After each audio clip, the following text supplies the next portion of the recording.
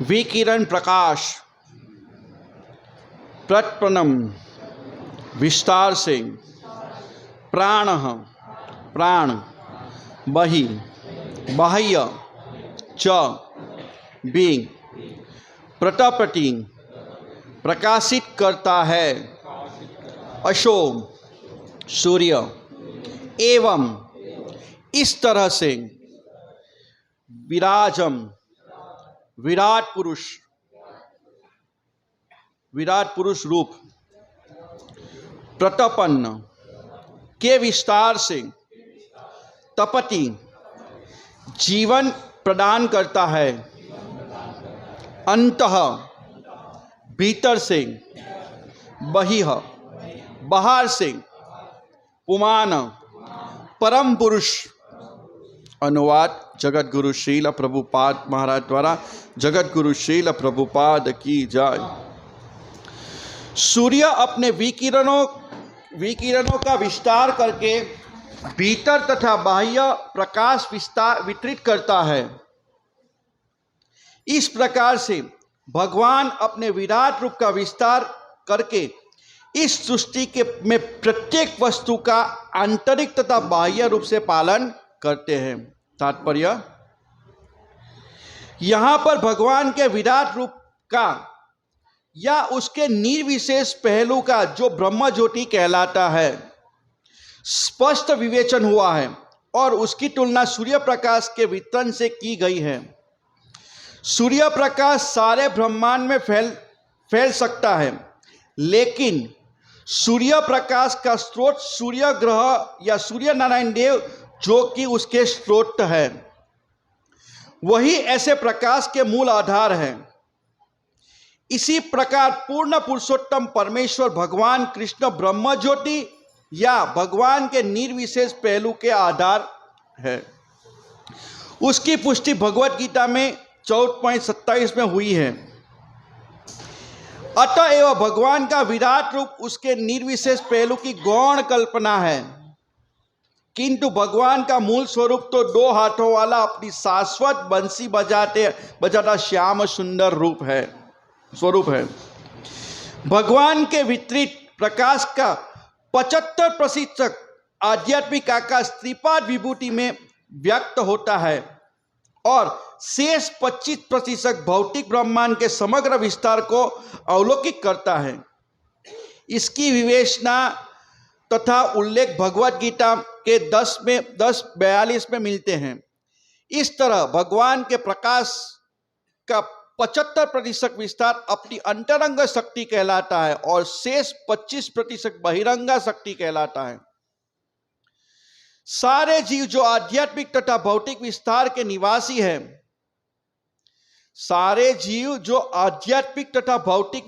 निवासी हैं, वे उनकी तटस्थ शक्ति कहलाते हैं और उन्हें छूट मिलती है कि चाहे वो बहिरंग शक्ति में रहे या अंतरंग शक्ति में। जो लोग भगवान के आध्यात्मिक विस्तार की परिधि में रहते हैं वे मुक्त आत्मा कहलाते हैं और जो बाह्य विस्तार में रहते हैं वो बद्ध जीवात्मा कहलाते हैं। हम इन दोनों विस्तार के निवासियों की संख्या का अनुमान लगा सकते हैं और आसानी से इस निष्कर्ष पर पहुंचते हैं कि मुक्त आत्माओं की संख्या बद्ध जीवात्मा की तुलना में कहीं अधिक है। ओम अज्ञानतिमिरान्धस्य ज्ञानंजन्य शलाकया चक्षुर्मिलितेन तस्मै श्री गुरुवे नमः। श्री चैतन्य मनोभीष्टं स्थापितं येन भूतले स्वयं रूप कदा मह्यं ददाति स्वपदान्तिकं। वन्देऽहं श्रीगुरो श्रीयुतपदकमलं श्रीगुरून् वैष्णवांश्च श्रीरूपं साग्रजातं सगण रघुनाथान्वितं तं सजीवनं साद्वैतं सावधूतं परिजन सहितं कृष्ण चैतन्य देवं श्री राधा कृष्ण पादानं सगण ललिता श्री विशाखान्तस्य। हे कृष्ण करुणा सिंधो दीनबंधो जगतपते गोपेश गोपिका कांत राधा कांत नमस्तुते। तप्त कांचन गौरांगी राधे वृंदावनेश्वरी वृषभानुसुते देवी प्रणमामि हरिप्रिये। वाञ्छाकल्पतरुभ्यश्च कृपा सिन्धुएव च पतितानां पावनेभ्यो वैष्णवेभ्यो नमो नमः। श्री कृष्ण चैतन्य प्रभु नित्यानंद श्री अद्वैत गदाधर श्रीवासादि गौर भक्त वृंद। हरे कृष्णा कृष्णा कृष्णा हरे हरे, हरे राम राम राम हरे हरे। हरे कृष्णा कृष्णा कृष्णा हरे हरे, हरे राम राम राम हरे हरे। हरे कृष्णा कृष्णा कृष्णा हरे हरे, हरे राम राम राम हरे हरे। हरे कृष्णा। तो आप सबका स्वागत है श्रीमद् भागवतम क्लास में, नित्यम भागवत सेवया। तो आप लोग, आशा करता हूं कि आप लोग श्रवण करते होंगे। कितने लोग नित्य भागवत श्रवण करते हैं? बहुत अच्छा। तो मेरा पहला प्रश्न है कि कौन सा प्रसंग चल रहा है? ये श्लोक कौन किसको बोल रहा है?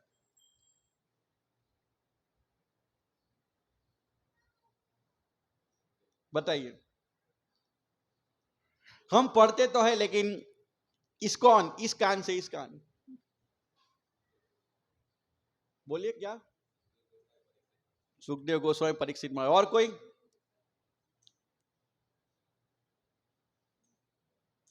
हमें हमें ध्यान रखना चाहिए, क्योंकि ये प्रभुपाद कहते हैं कि हमें भगवान के प्रति आसक्ति नहीं होती है। क्यों? कल कल बताऊं। क्योंकि हम भगवान के प्रति आसक्त नहीं होते, क्योंकि हम भागवत नहीं सुनते हैं। यदि हम किसके बारे में सुनेंगे तो हमें आसक्ति होगी ना। हम कई कई बार बड़े लोगों के पास जाते हैं तो उनसे सुनते, हम मिले नहीं होते, लेकिन उनके बारे में सुना होता है कि ये बहुत बड़ा आदमी है, तो हमको उसके रिस्पेक्ट होता है। उसी प्रकार हम जब भगवान से, भगवान के गुण, भगवान की लीला वो सब सुनते तो भगवान के प्रति प्रेम उत्पन्न होता है। नहीं तो नहीं होगा, नहीं तो चलता रहेगा। कल का ही ये है, प्रभुपाद गुरु महाराज ने लिखा है, बहुत सुंदर है।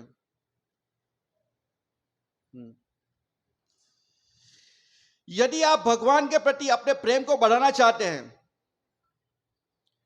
भावना, कृष्ण के प्रति भावना, तो आपको इस प्रक्रिया को अपनाना चाहिए।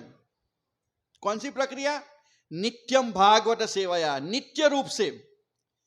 इसीलिए आप देखेंगे कि यदि आप नियमित रूप से कक्षा में भाग लेते हैं और कृष्ण के बारे में सुनते हैं, तो आप कृष्ण भावना में अपने उन्नत बनेंगे।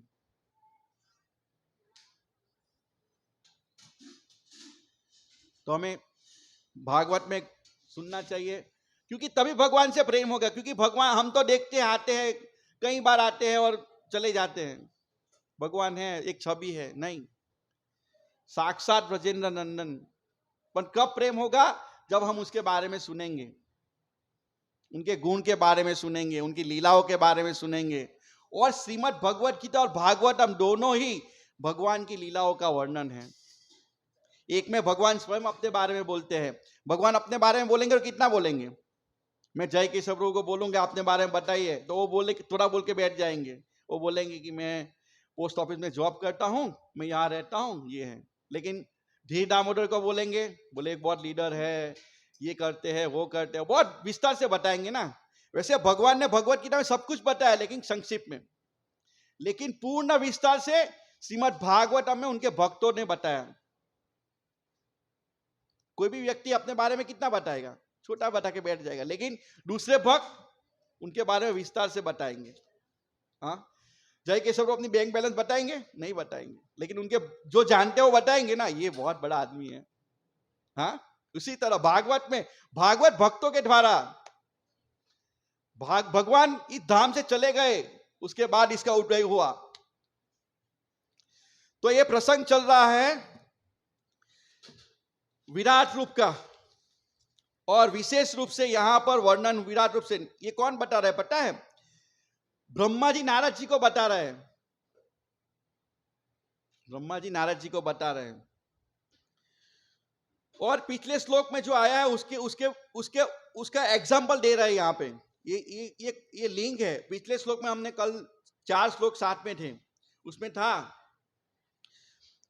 मुझसे ब्रह्मा से लेके, ब्रह्मा जी बोल रहे हैं अगले श्लोक में, मुझसे ब्रह्मा से लेकर तुम भव मतलब शिव तक जितने भी बड़े बड़े ऋषि मुनि तुमसे पूर्व हुए हैं, देवतागण असुरगण, नाग, मनुष्य, पशु, पक्षी, सरीसृप इत्यादि तथा समस्त ब्रह्मांडों के सारी दृश्य अभिव्यक्ति तथा ग्रह, नक्षत्र, पुछल तारे, सितारे, विद्युत, गजता तथा विभिन्न लोक के निवासी तथा गंधर्व, अप्सरा, यक्ष, राक्षस, भूतगण, उरंग, पशु, पितर, सिद्ध, विद्याधर, चारण एवं अन्य विविध प्रकार के जीव, जिसमें पक्षी, पशु, वृक्ष तथा अन्य जो कुछ भी हो सकता है, सभी सम्मिलित हैं। वे सभी भूत, वर्तमान, भविष्य सभी कालों में भगवान के विराट रूप द्वारा आच्छादित रहते हैं। तो ये जो आया है ना कि भगवान के विराट रूप से आच्छादित रहते हैं, तो उसका जो एग्जाम्पल समझा रहे हैं, यदि वे इन सबों से सबसे परे रहते हैं और सदैव एक बालिश आकार के रूप में रहते हैं, बालिश आकार के रूप में रहते हैं, तो उसका एग्जाम्पल सूर्य का दे रहे हैं। सूर्य अपने लोक में रह रहे हैं, यहां पे लिखा है ना आज के जो श्लोक का, सूर्य अपने विकिरण द्वारा पूरा आस्वाद कैसे रहते हैं, सूर्य अपने विकिरण द्वारा भीतर तथा बाहर प्रकाशित वितरण करता है। हम देखते हैं सूर्य का एक लोक है, लेकिन पृथ्वी पर भी वो प्रकाशित करता है। इसी प्रकार भगवान अपने विराट रूप का विस्तार करके इस सृष्टि के प्रत्येक वस्तु अंतर तथा बाह्य रूप से पालन करते हैं। तो ये इसका लाइव एग्जाम्पल बता रहे हैं ब्रह्मा जी नारद जी को कि भगवान किस तरह से अपना विस्तार करते हैं। जैसे सूर्य अपना विस्तार करता है, उसी तरह ब्रह्मा जी मतलब भगवान अपना विस्तार करते हैं। एग्जाम्पल है ना कि सूर्य अपने लोक में है, क्योंकि सूर्य भी एक व्यक्ति है, सूर्य एक लोक है, उसका भी एक राजा है। हमने भगवत गीता में पढ़ा, विवस्वान उनका नाम है। तो उसका तेज कहां से आएगा, ये श्रील प्रभुपाद यहाँ पे तात्पर्य में बताते हैं। तो प्रभुपाद जी लिखते हैं तात्पर्य में, यहां पर भगवान के विराट रूप का या उनके निर्विशेष पहलू का ब्रह्म ज्योति कहलाता है, उसका स्पष्ट विवेचन हुआ है। तो ये ब्रह्म ज्योति क्या है? क्या है ब्रह्म ज्योति? बोलिए ब्रो। हाँ, यहां स्पष्ट प्रभुपाद जी लिखते हैं कि जो भगवान के जो अंग क्रांति की जो ज्योति है, उसका जो विपरीत रूप है वो विराट रूप है, और उसकी तुलना सूर्य प्रकाश के वितरण से की गई है। सूर्य प्रकाश सारे ब्रह्मांड में फैल सकता है, लेकिन सूर्य प्रकाश का स्रोत सूर्य ग्रह या सूर्य नारायण देव है। सूर्य का प्रकाश की जो है वो किसके कारण है? यहां लिखते हैं सूर्य नारायण देव के कारण है। और सूर्य नारायण कहां से लेते हैं? ये भगवान की निर्विशेष ज्योति क्रांति से लेते हैं। तो बहुत सुंदर श्रील प्रभुपाद जी के तात्पर्य है। और यहां पर ये विराट रूप का जो वर्णन आ रहा है, वो ब्रह्मा जी विराट रूप को बता रहे हैं कि भौतिक जगत का स्वरूप बता रहे हैं। और श्रील प्रभुपाद जी तात्पर्य में ये लिख रहे हैं कि यहां पर भगवान विराट का रूप या उनके निर्विशेष स्वरूप का जो ब्रह्म ज्योति कहलाता है, उसका स्पष्ट विवेचन हुआ है। उनकी तुलना सूर्य प्रकाश के वितरण से की गई है। और हम लोग जो श्रील प्रभुपाद जी के जो तात्पर्य, और श्रील प्रभुपाद जी ने विशेष रूप से निर्विशेष पे बहुत जोर दिया है, निर्विशेष का बहुत खंडन किया है। हम यदि भगवत गीता ध्यान से पढ़ेंगे तो तकरीबन सारे श्लोकों में श्रील प्रभुपाद जी ने निर्विशेष का खंडन किया है, तकरीबन सारे श्लोकों में। इसीलिए श्रील प्रभुपाद जी का प्रणाम मंत्र है वो क्या है? निर्विशेष शून्यवादी पाश्चात्य देश तारिणे। ऐसा क्यों है? क्योंकि उन्होंने खंडन किया है। क्यों खंडन किया है? लोग क्यों निर्विशेषवादी के पीछे पड़े हैं, निराकार ज्योति के पीछे पड़े हैं? क्योंकि जो उपनिषद है, लगभग सारे उपनिषदों में ब्रह्म ज्योति के बारे में बताया गया है। खाली एक उपनिषद, कठोपनिषद में नहीं, ज्यादातर बोलते हैं हाँ, वही एक उपनिषद है, उसी में भगवान को साकार रूप बताया। बाकी ज्यादातर निराकार का वर्णन हुआ है। ब्रह्म ज्योति का वर्णन हुआ है। इसीलिए हम विशेष रूप से शंकराचार्य ने पूरे मायावाद को फैलाया, भगवान निराकार है। इसीलिए श्रील प्रभुपाद जी, गुरु महाराज बताते हैं कि इसीलिए श्रील प्रभुपाद जी के जो तात्पर्य है भगवत गीता यथारूप के, वो निराकार को काटने के लिए है। इसीलिए हम प्रभुपाद के प्रणाम मंत्र में बोलते हैं निर्विशेष शून्यवादी पाश्चात्य देश तारिणी, क्योंकि हम ज्यादातर देखते हैं कि पूरे शंकराचार्य के पूरे जगत में ऐसा फैला दिया है। हम सुनते हैं एकाकार ब्रह्म ज्योति, हम सुनते हैं कभी कभी जो मायावादी बोलते हैं कि ब्रह्म में लीन हो गए, हाँ ब्रह्म विलीन हो गए, एकाकार हो गए, मेरे गुरु एकाकार में एकाकार हो गए, ऐसे शब्द हम सुनते हैं। हम जब प्रचार करने जाते हैं तो मेरे एक गुरु है वो ब्रह्म विलीन हो गए, निराकार में एकाकार हो गए। इसीलिए श्रील प्रभुपाद जी के तात्पर्य हमें पढ़ने चाहिए। और पिछले श्लोक के उदाहरण से यहां ब्रह्मा जी समझा रहे हैं, सूर्य का उदाहरण लेके। और क्यों कह रहे हैं ब्रह्मणो ही प्रतिष्ठा हम, क्योंकि ये जो निराकार ब्रह्म ज्योति का भी स्रोत कौन है? भगवान है, भगवान से ही आते हैं ना।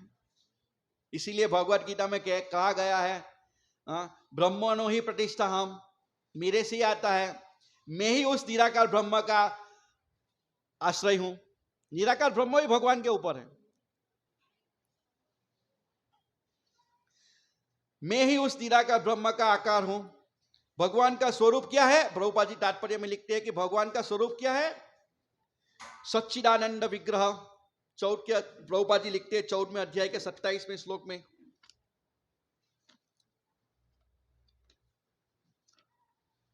क्या लिखते हैं प्रभुपाद जी? यहां पे वर्णन आया है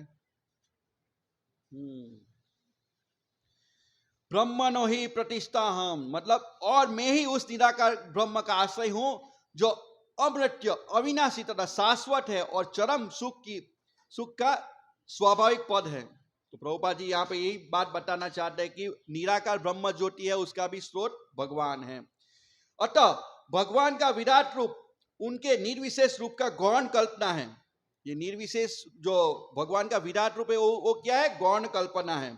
किंतु मूल स्वरूप तो भगवान का 2 हाथों वाला शाश्वत वंशीधारी वजाते श्याम सुंदर है। तो सोचिए प्रभुपाद जी ने हमें क्या दे दिया है। प्रभुपाद ने हमें डायरेक्ट राधा कृष्ण की सेवा दिया है। सोचिए, ज्यादातर लोग निराकार निर्विशेष में रहते हैं। कोई समझता है विष्णु चतुर्भुज ही सर्वश्रेष्ठ है, लेकिन श्रील प्रभुपाद जी बोलते हैं श्याम सुंदर। हमारे जो महान महान आचार्य, हमें डायरेक्ट श्रील प्रभुपाद जी ने भगवान की सेवा में लगा दिया है। कितनी बड़ी कृपा कर दी हमारे ऊपर। तो मूल रूप 2 हाथों वाला श्याम सुंदर है। आध्यात्मिक जगत को प्रकाशित करने की जरूरत नहीं है। यहां पूरा अंधकार है, भौतिक जगत पूरा अंधकारमय है, लेकिन आध्यात्मिक जगत अंधकारमय नहीं है। कौन सा श्लोक है भगवत गीता का? वो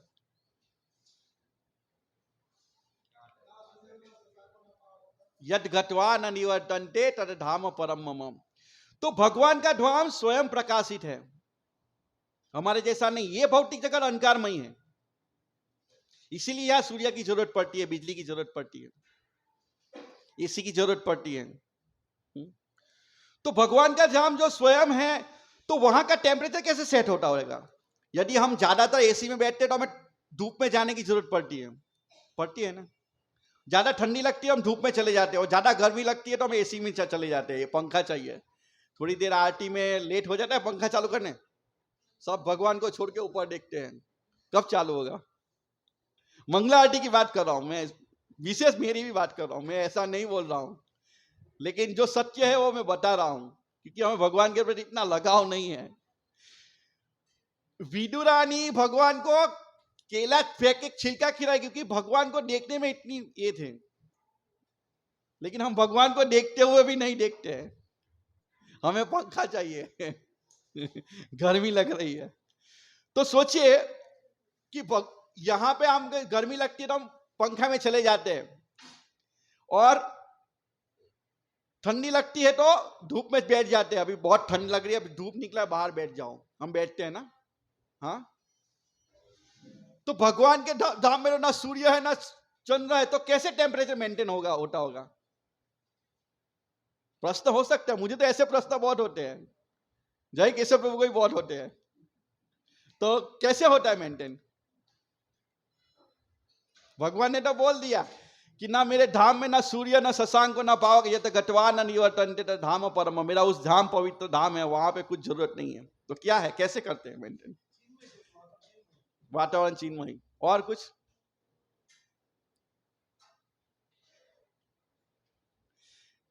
वाह, बोलिए प्रभु। हाँ, वो तो सही बात है, उनके रोम रोम से निकल रहा है, लेकिन गर्मी लगे ठंडी लगे, जैसे यहाँ होता है, हमें कुछ समय ठंडी लगती है, कुछ लोगों को गर्मी लगती है, तो वहां भी होगा तो है भेदभाव नहीं। और कोई? ये भी एक पॉइंट है कि सबके शरीर दिव्य है। और कोई? वहां आज बताते हैं भक्तों कि वहां का टेम्परेचर जो है वो मन की गति से करता है।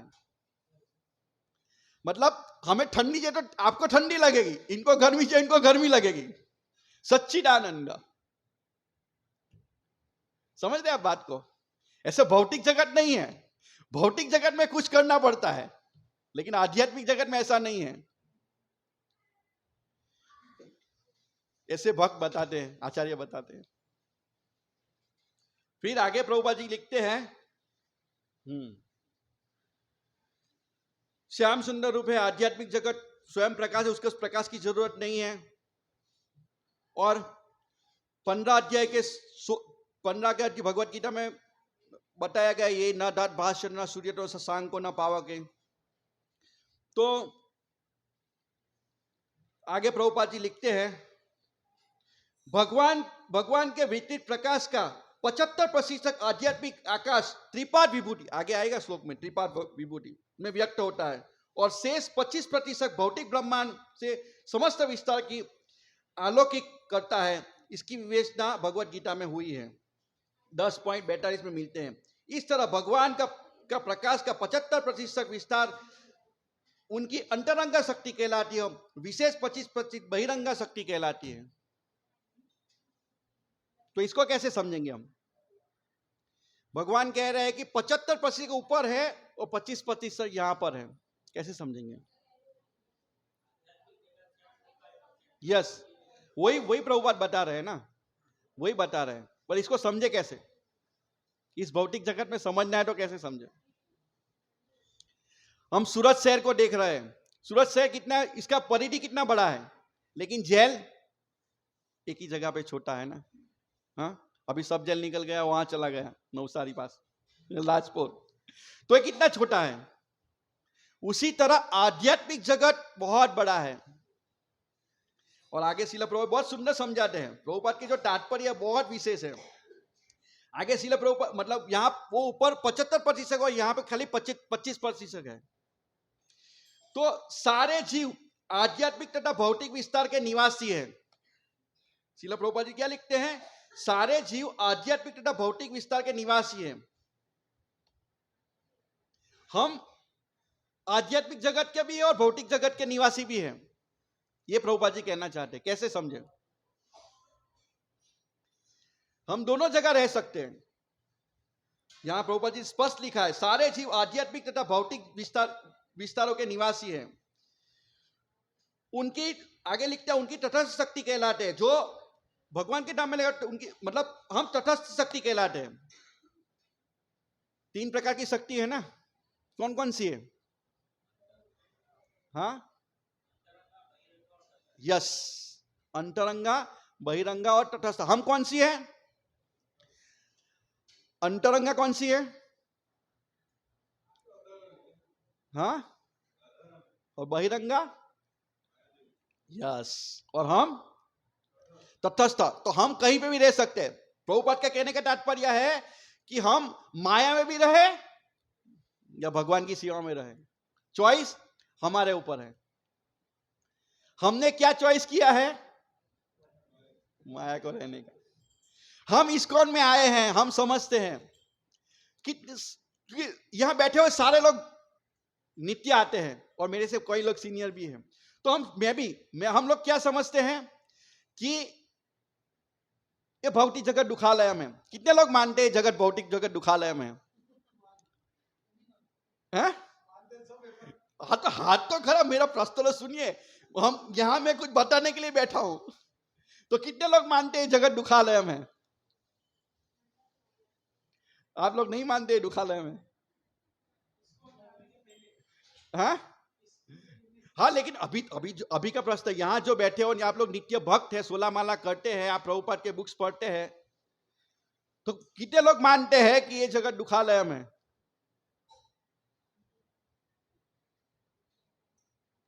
मैं नहीं बोल रहा, भगवान भी बोल रहे हैं दुखालय में शाश्वतम, ये दुखों का स्थान है। लेकिन हम मानते नहीं है। जय के सब बता दिया गया, मानते नहीं हम कितने साल से माला कर रहे हैं, लेकिन अनुभूति नहीं है। पश्यन अपि न पश्यति, देखते हुए भी नहीं देख पा रहे हैं। हम माया में हैं। हम मंगला आरती भी आते हैं तो भी हमारा ध्यान रहता है चप्पल में, बाहर रहता है, ये करना है वो करना है। हम जप माला करते हैं, हमें आचार्य ने बताया है कि माला करने से हमारा हृदय की शुद्धिकरण। हम माला करते करते भी, जप भी करते करते हैं और मोबाइल भी देखते हैं। सब अपनी, मैं खुद की बात कर रहा हूं, ऐसा मत समझिए कि मैं कुछ आप लोगों को बता रहा हूं, मैं मेरी भी बात कर रहा हूं। क्योंकि भगवान कृष्ण की कथा ऐसी है कि प्रश्न पूछने वाले को, वक्ता और सुनने वाले तीनों का उद्धार करती है। इसीलिए जब मैं भी ये पढ़ रहा था तो मुझे रियलाइज होता था। हम कई सालों से हम कर रहे हैं, लेकिन हमें रियलाइज नहीं होता है। हम क्या सोचते हैं कि मैं ये करूंगा मैं सुखी हो जाऊंगा, मैं ये घर बना लूंगा मैं सुखी हो जाऊंगा, अभी मुझे इतना पैसे का तकलीफ है, बस ये हो जाएगा मैं सुखी हो जाऊंगा। क्यों कर रहे हैं ये सब? जय केशव प्रभु। नहीं नहीं, माया तो है, लेकिन क्यों? हम सोचते हैं कि मेरी के लिए लोन पूरी हो जाएगी, मैं फुल टाइम लग जाऊंगा। कोई और भक्त, मैं सोचता था कि मेरा घर बन जाए मैं फ्री हो जाऊंगा। कोई और भक्त के कुछ और डिजायर होगी कि मेरा बेटा पढ़ लिख के इंजीनियर बन जाएगा, मैं छोड़ के आ जाऊंगा, लेकिन नहीं छोड़ पाता है।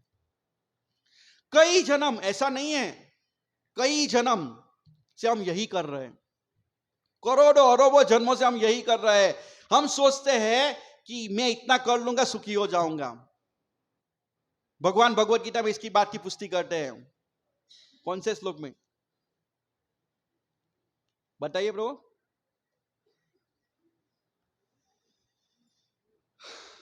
कारण गुण संगस्य, ये भौतिक जगत के जो गुण के कारण, जो हम जो कार्य करते हैं उसके कारण। भगवान भगवत गीता में बताते हैं कामेश क्रोधेश, हमारी जो इच्छा कई जन्मों से, ऐसा नहीं है हमने कई जन्म लिए, इसीलिए हमारा जो स्वभाव बनता है वो कई जन्म के कारण बनता है, और कई जन्मों के स्वभाव के कारण हम ऐसा करते हैं। इसीलिए हर जन्म में हम सोचते हैं कि इतना हो जाए हम सुखी हो जाएंगे, इतना हो जाए हम सुखी हो जाएंगे। गधे के ऊपर जो गाजर लटकाया है ना, ऐसी इसी तरह। लेकिन आज तक हम देखते हैं बड़े बड़े राजा महाराजा हुए, पृथ्वी पे शासन करना चाहते हैं, पृथ्वी देवी हस्ती है, लेकिन कोई शासन नहीं कर पाया। क्योंकि भूदेवी किसकी पत्नी है? विष्णु की पत्नी है। अब जो लोग तिरुपति जाते हैं उनको पता होगा, नहीं खाली लोग तो भी तिरुपति खाली चढ़ावा चढ़ाने जाते और बोलते कि इतना चढ़ाया मुझे इतने से डबल देना। भूदेवी भगवान की पत्नी है और हम उनका भोग करना चाहते हैं, तो क्या कहलाएंगे? रावण ने सीता का भोग करना चाहा, तो हम सब रावण के प्रकृति के हैं। हम सोचते हैं कि ये घर मेरा है, ये जमीन मेरी है, ये है वो है। कारण गुण संगस्य, भौतिक जगत के कारण हम कई जन्मों से, ऐसा नहीं है कि आज, कई जन्मों से ये कर रहे हैं हम लोग। हम सोचते हैं कि बस इतना मेरा काम हो जाए, मैं फुल टाइम प्रभु जी लग जाऊंगा। कई भक्तों को हम देखते हैं, प्रभु जी थोड़ा सा पैसा कमा लो, लेकिन वो पैसा कमाने के साथ और टेंशन आ जाएगा और एंजाइटी आ जाएगी, उनका रहन सहन बदल जाएगा, और रहन सहन इतना हाई हो जाएगा, उसको पूरा करने के लिए उसको दौड़ना पड़ेगा। साधु साधु, आप सोचते तो है, लोगों तो सोचते भी नहीं है। 15 साल से जय के सब सोच रहे हो, देखिए अभी दीक्षा को भी 15 साल हो गया प्रभु जी। सही बात है, ये माया देवी इतनी प्रबल है कि हमें लगता है कि बस इतना करेंगे हम सुखी हो जाएंगे, लेकिन वो करने नहीं देगी। इसीलिए हमें भक्तों के संग में नित्यम भागवत सुनेंगे, भक्त काटेंगे, गुरु महाराज काटेंगे, हमें हथौड़े पड़ेंगे। अभी कुछ भी बोलूंगा तो किसी के ऊपर हथौड़े पड़ रहे होंगे, ये तो ऐसा बोलते रहते, राधेश्वर बोलते रहते, गुरु महाराज बोलते रहते, लगता है कभी कभी बुरा भी लग जाता है कि ये प्रभु जी हमें हमारे लिए बोल दिए। नहीं, सबके लिए है। जो बोलने वाला हूं मैं, मेरी बात को मैं भी उसी में कैटेगरी में आता हूं। तो कहने का मतलब, हमारा भौतिक जगत के कई जन्मों के संग के कारण हम ये करते रहते हैं और हमें लगता है कि हम सुखी हो जाएंगे, लेकिन हम सुखी नहीं होंगे। तो हम तटस्थ शक्ति कहलाते हैं, और उन्हें छूट मिली है, चाहे वो बहिरंग शक्ति में रहे या अंतरंग शक्ति में रहे, हमें छूट है, हमें स्वतंत्रता है। हम भगवान के धाम से आए हैं, हम भगवान से ड्रॉ करके आए हैं, हम कहीं भी रह सकते हैं। भक्तों के संग में रहेंगे। जैसे ऐसी फेस्टिवल चल रहा था जन्माष्टमी, तो हम भक्तों के संग में रहते थे, कुछ याद नहीं आ रहा था, इतने 2 दिन हमें कुछ याद नहीं आ रहा था कि घर में क्या हो रहा है, ये क्या हो रहा है, नहीं याद आ रहा है। लेकिन जैसे ही हम ये मंदिर के सीढ़ी उतरे, सब याद आ जाए, इसका इतना पेमेंट लेना है, इसको ये करना है, इसको ये करना है, सब याद आ जाता है। जैसे ही इसको बाहर लांग दिया, सब याद आएगा, इतना काम बाकी, ये बाकी है, वो बाकी है। उससे पहले भगवान की सेवा में रहते थे तो कुछ याद नहीं आता, श्री कृष्ण याद आते हैं। स्मशान वैराग्य, सही बात है। हम स्मशान में किसी की यात्रा में जाते हैं तो हमें लगता है कि सब कुछ निरा ऐसे ही है, और जैसे स्मशान से बाहर आते हैं कुछ नहीं मिलता है। तो कहने का मतलब है, प्रभुपाद जी यहां लिखते हैं कि हम इन दोनों विस्तार के निवासी है। मतलब हम कहीं पे भी रह सकते हैं, हम भगवान की सेवा में रह सकते हैं तो मुक्त हो सकते हैं, और भगवान की सेवा से बहिर होंगे तो माया की चुंगल में होंगे। इसीलिए कृष्ण से नजर हटी मतलब दुर्घटना घटी। हम कृष्ण से हटा, क्योंकि कृष्ण माया कहां है पता है ना, आगे पहले स्कंद में आया था, माया कहां रहती है, भगवान के पीछे। मतलब हम जब भगवान को देखते तो माया कुछ नहीं करती। हमने देखा कि भगवान से बाजू में देख रहे, हम ऐश्वर्य को देख रहे तो माया झपट लेती है। इसीलिए नजर हटी मतलब दुर्घटना घटी। हम ड्राइविंग कर रहे हैं, हमने इधर उधर देखना किया, मोबाइल शुरू किया तो हमारा एक्सीडेंट हो सकता है।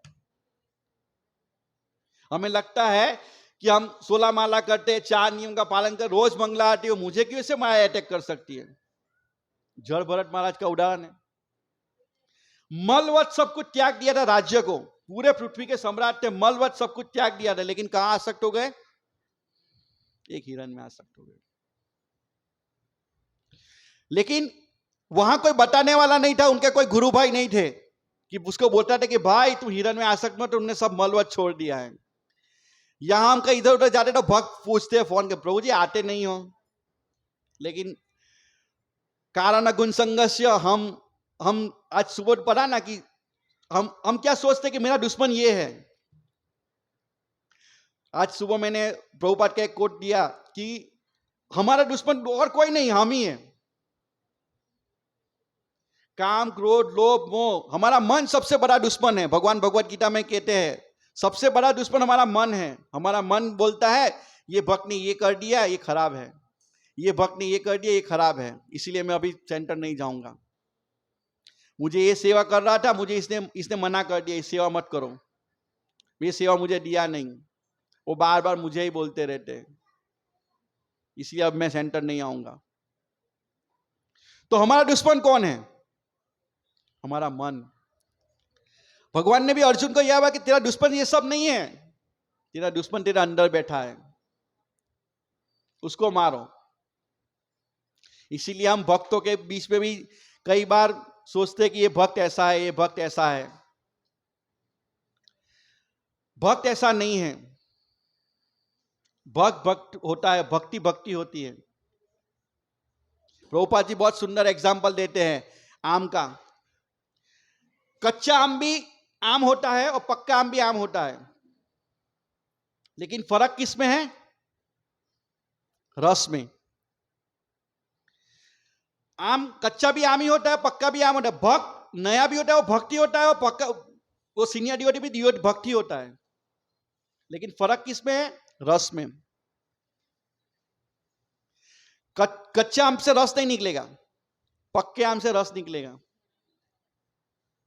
इसीलिए सीनियर डिवोटी जानते हैं, और नए भक्त होते हैं वो नहीं समझ पाते जल्दी। इसीलिए हमें भक्तों के संग में रह के भक्ति को करना चाहिए, तभी हम अच्छी तरह से भक्ति कर पाएंगे।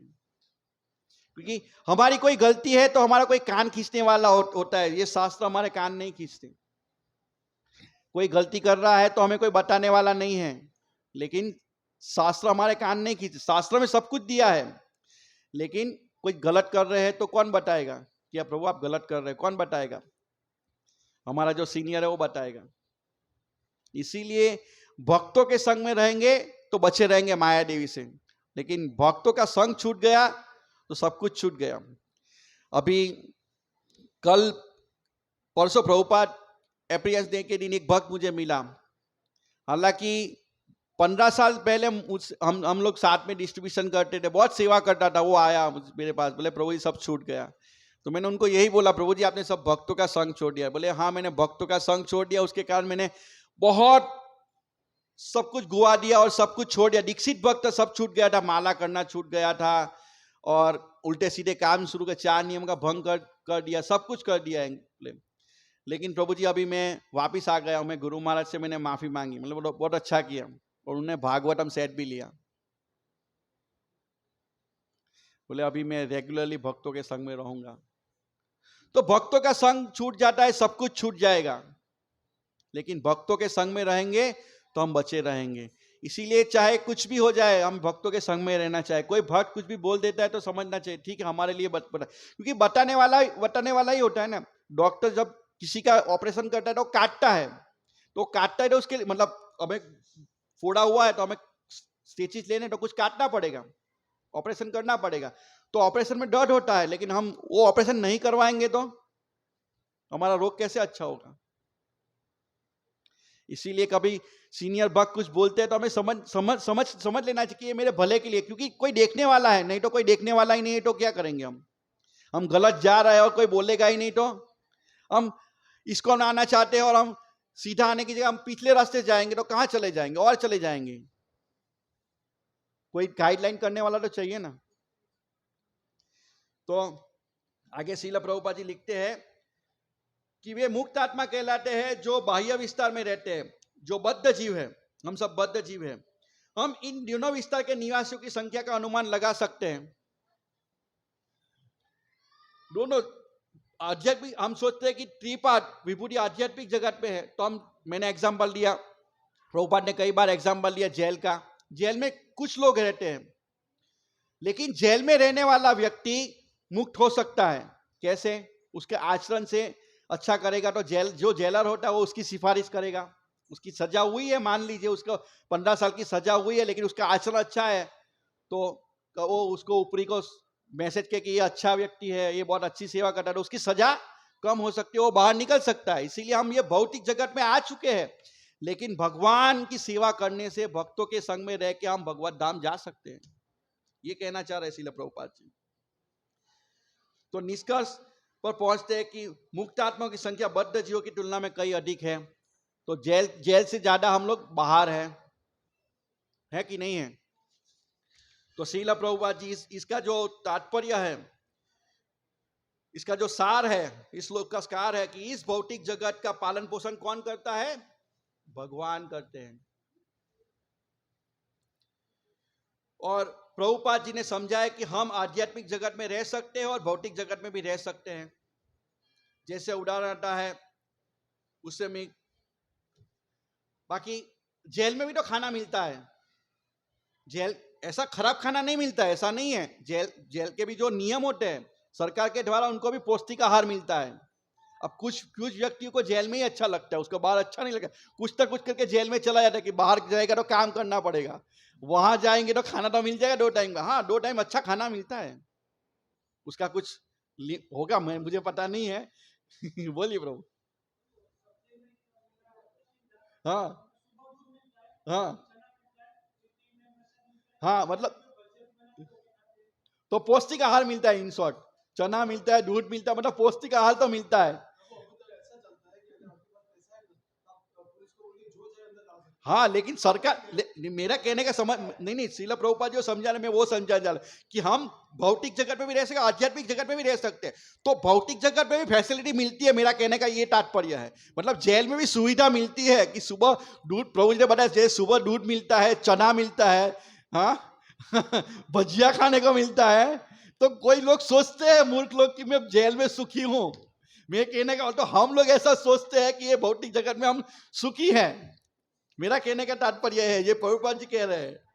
तो हम आध्यात्मिक जगत में रह रहे हैं क्योंकि हमने आध्यात्मिक जगत देखा नहीं है, इसीलिए हम भौतिक जगत में सुखी होना चाहते हैं। तो जेल में भी खाना मिलता है, अच्छा खाना मिलता है कभी कभी। तो हमारी स्वतंत्रता का हम दुरुपयोग करने के कारण हम इस जगत में फंसे हुए हैं। तो हमें क्या करना चाहिए? भक्तों के संग में रह के भक्ति करना चाहिए और 4 नियमों का पालन करना चाहिए। नित्य भागवत श्रवण करना चाहिए और मंगला आरती में आना चाहिए। भले ही आप घर यहाँ नहीं आ सकते हैं, किसी कुछ ना कुछ प्रॉब्लम है तो घर पे कर सकते हैं, लेकिन मंगला आरती करना चाहिए। हरे कृष्ण। ग्रंथराज श्रीमद् भागवतम की जय। श्रील प्रभुपाद का तात्पर्य बहुत अद्भुत है।